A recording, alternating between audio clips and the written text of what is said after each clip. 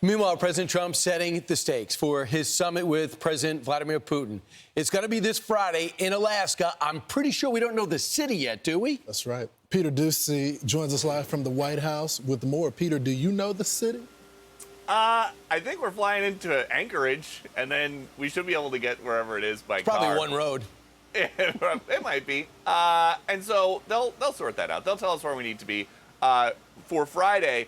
But ahead of this summit, President Trump's patience with Vladimir Putin is really starting to wear thin. This meeting in Alaska has to be the start of a ceasefire, and then issues about what land and where, who gets, and when can be ironed out. This is really a feel-out meeting, a little bit. And President Putin invited me to get involved. He wants to get involved. I believe he wants to get it over with. I'm going to be telling him, you got to end this war. You got to end it. At the end of that meeting, probably in the first 2 minutes, I'll know exactly whether or not a deal can be made. How will you know that? Because that's what I do. I make deals. And we know that early on, ahead of this summit, efforts were made to get Zelensky to the table this week, but Zelensky is determined he can't make any concessions himself. He needs a national referendum in Ukraine for that, and that is going to take some time. So he will be gone, but not forgotten.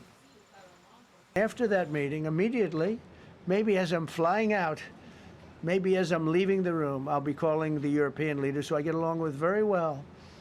And, I have a great relationship. Volodymyr Zelensky is not invited on Friday? He wasn't a part of it. I would say he could go, but he's gone to a lot of meetings. He's been there for 3.5 years. Nothing happened. Picking Alaska for this leader summit, it doesn't just make it a home game for President Trump. It is also rich with symbolism. He will be hosting the Russian leader on land that was once controlled by the Russians. Back to you. Yeah, I believe they want it back, but that's for another time. Peter, so do you get the sense that the European Union is getting nervous about this whole meeting? They're trying to insert themselves before and after the president meets.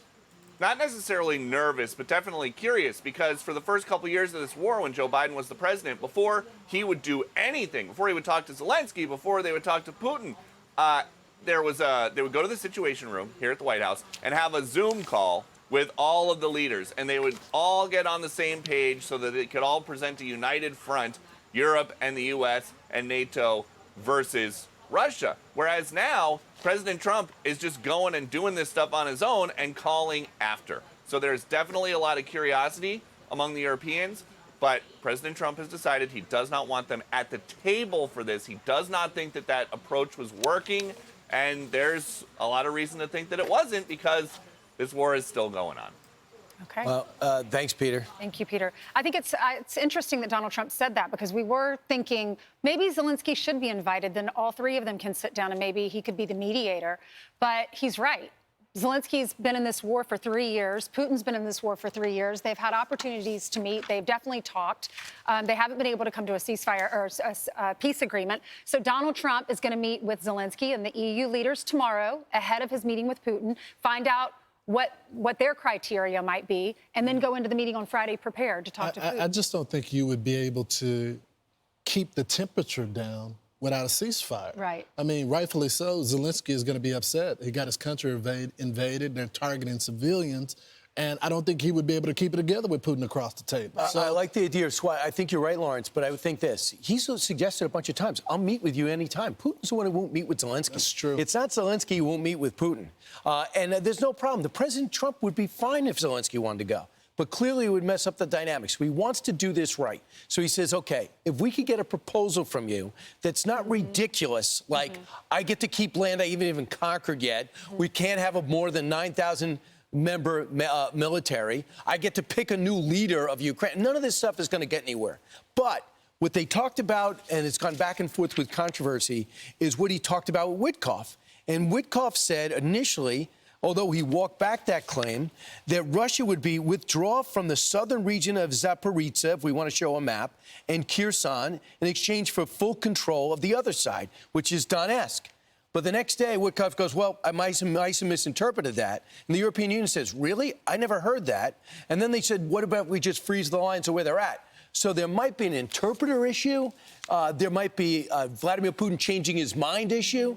But the thing that would move this forward is there's no way Zelensky will ever say, and the parliament will ever greenlight and say, you can keep the land you stole from us. Right. But if you do it like they did in the Cold War, we acknowledge that the Russians control of Lithuania, Estonia, and Latvia.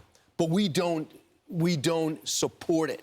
But we recognize the reality. But we still recognize the autonomy of that region. You could say, I recognize the reality of the situation, but I'm not going to allow I'm not going to approve the annexation or recognize the annexation of it. So the things you can do there, and then you give some here, you take some back, and then you end in these lines. And then with security guarantees of an international force, which Vladimir Putin doesn't want, but it will be absolutely necessary, that would be the right way to end it, so we're not back here on the couch or working a Sunday emergency session 2 years later because they invaded again. If they could at least do a ceasefire, get that done first, then they can talk about the land, all that going forward. But that would be a huge win for the president and both countries if they can get a ceasefire in that meeting. All right. I'm Steve Doocy. I'm Brian Kilmeade. And I'm Ainsley Earhart. And click here to subscribe to the Fox News YouTube page to catch our hottest interviews and most compelling analysis.